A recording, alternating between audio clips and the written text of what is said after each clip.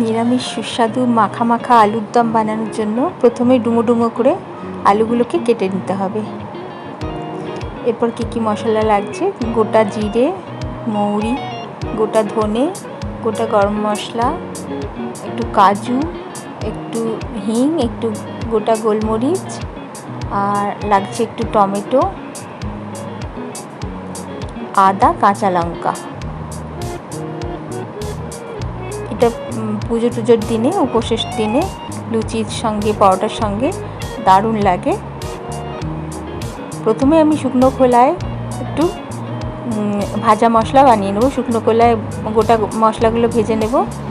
একটু একটু পোস্ত দিয়ে দিলাম, ধনে, জিরে, গোটা গোলমরিচ, গোটা শুকনো লঙ্কা, মৌরি সব একসঙ্গে হালকা আঁচে নেড়ে নিলাম।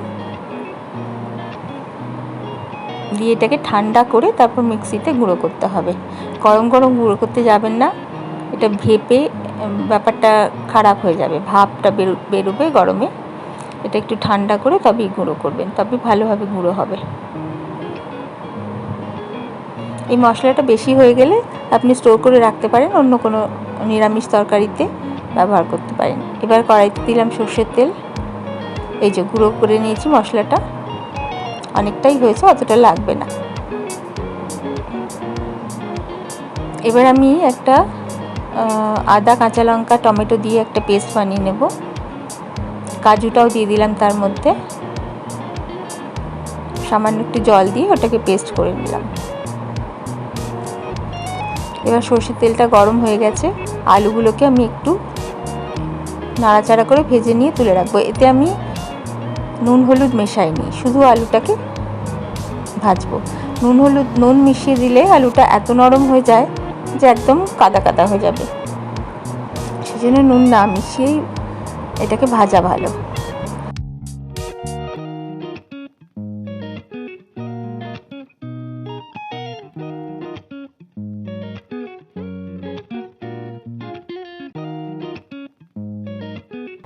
সামান্য একটু হলুদ মিশিয়ে আলুগুলোকে ভেজে নেব।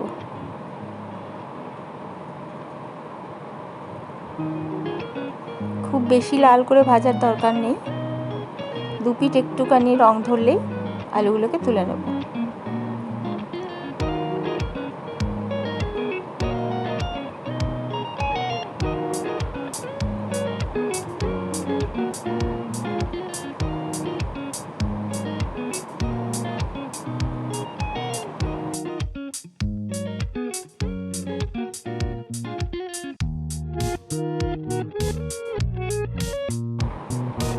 এবার হিংটা দিয়ে দিলাম, একটু গোটা জিরে দিলাম,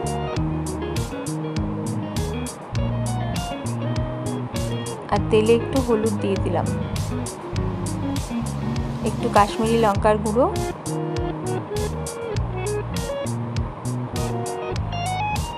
এবার যে মশলার পেস্টটা বানিয়ে রেখেছিলাম ওটা, এবং মিক্সি ধুয়েও যে জলটা বেরোলো সেটা দিয়ে দিলাম। এবার মশলাটাকে ভীষণ ভালোভাবে কষতে হবে, এটাতে কাঁচা গন্ধ বেরোলে টেস্টটা একদম ভালো আসবে না।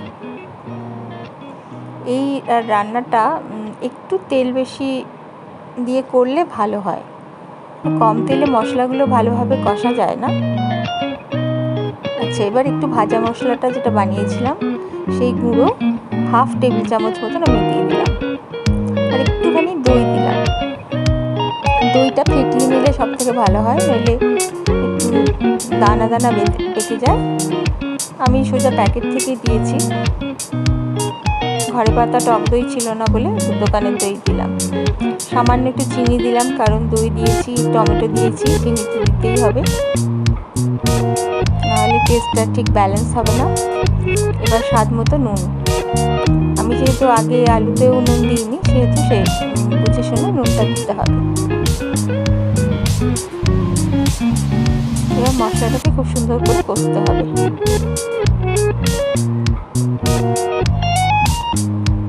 মশলা যত ভালোভাবে কষা যাবে তত ভালো টেস্ট আসবে রান্নার।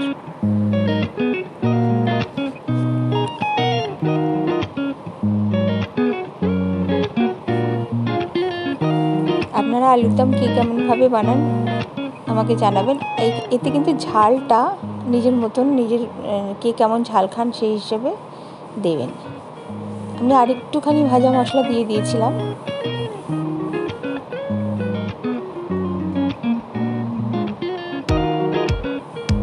ভাজা মশলার মধ্যে গোটা ছোটো এলাচ, দারচিনি, গোটা লবঙ্গ, মানে গোটা গরম মশলা যেগুলো, সেগুলোও দিয়েছিলাম আমি।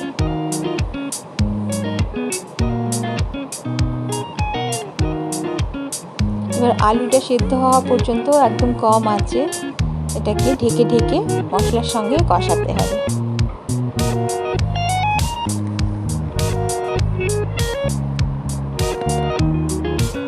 খানিকক্ষণ রান্না হওয়ার পর একটা চেরা কাঁচা লঙ্কা দিয়ে দিলাম। সেই গন্ধটা খুব সুন্দর আসে, কাঁচা লঙ্কার গন্ধটা খুব ভালো লাগে। আবার বলছি যে ঝালটা যার যার নিজের পছন্দ মতো দেবেন। আমরা ঝাল খাই, সেই জন্য তো সব রকম ঝাল দিয়ে দিচ্ছি।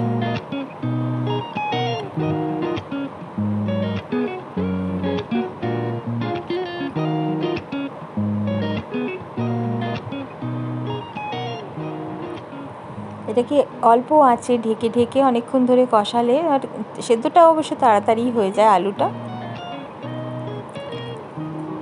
সমস্ত রান্নাই আমি এভাবেই অল্প আঁচে ঢেকে কষাই। বেশি হাই ফ্লেমে কষালে তার রান্নার টেস্টটা, আসল টেস্টটা বেরোবে না। মশলার কষানোটা সবথেকে ইম্পর্ট্যান্ট। আর এইভাবে কষালে পুরো মশলার স্বাদটা আলুর ভেতরে খুব ভালোভাবে ঢুকে যাবে।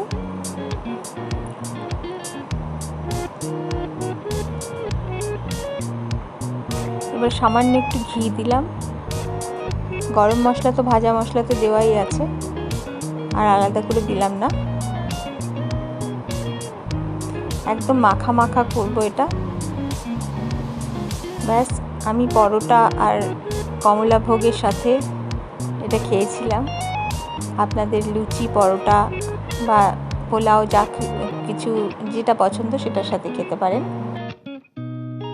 ভিডিওটা কেমন লাগলো বলবেন। সবাই ভালো থাকবেন, সুস্থ থাকবেন। আবার দেখা হবে। পাশে থাকবেন। নমস্কার।